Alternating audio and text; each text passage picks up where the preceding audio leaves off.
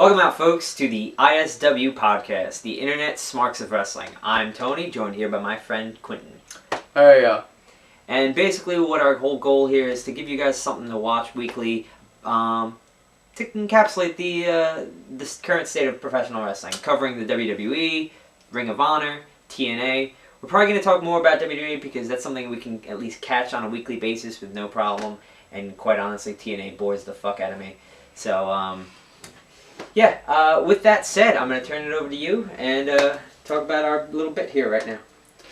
So, this weekend, the WWE World Wrestling Entertainment, which I would like my F back, but that's another story for another day, will be holding their October pay-per-view, Hell in a Cell, which used to be Unforgiven, and now that the E is Unforgiven in not giving us what we want,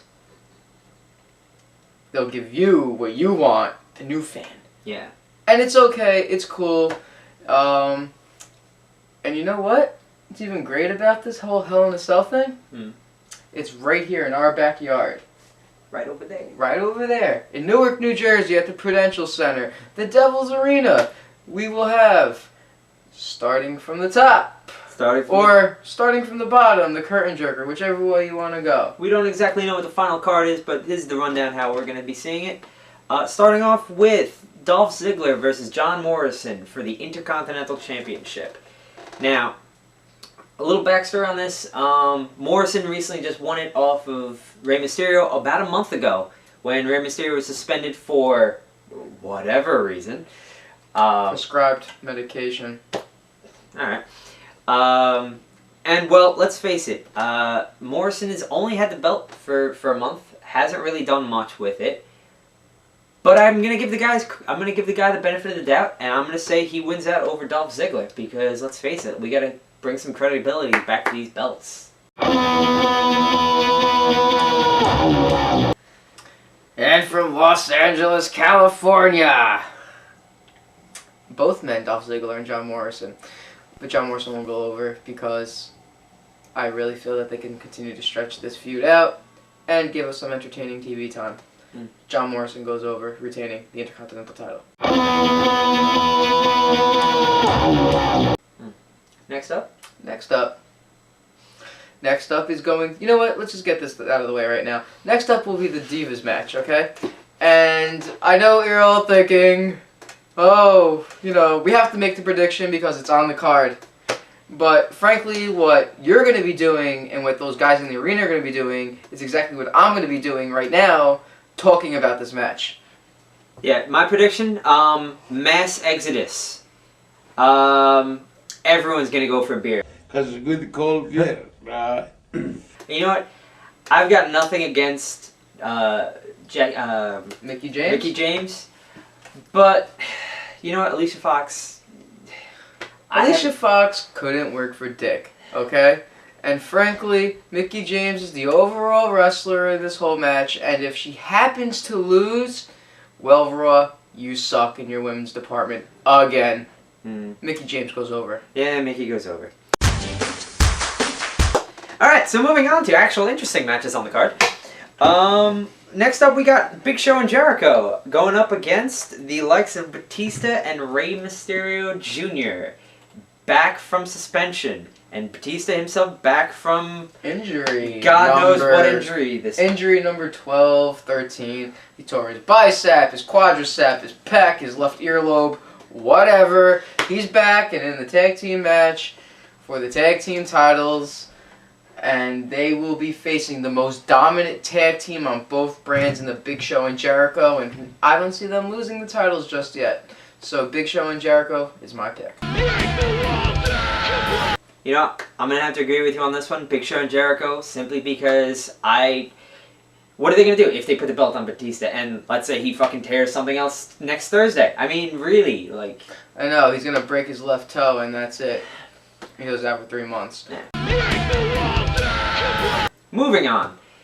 United States Championship title on the line. We have defending Kofi Kingston going up against the likes of The Miz and the All-American Jack Swagger. I'm going to let you take your first pick on this one.